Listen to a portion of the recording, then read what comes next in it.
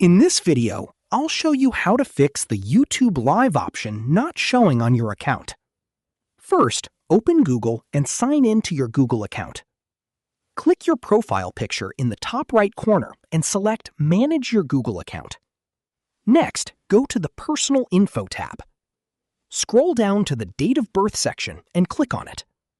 If your account shows an age below YouTube's minimum requirement for live streaming, update your date of birth to the correct information if your account details are incorrect. Save the changes.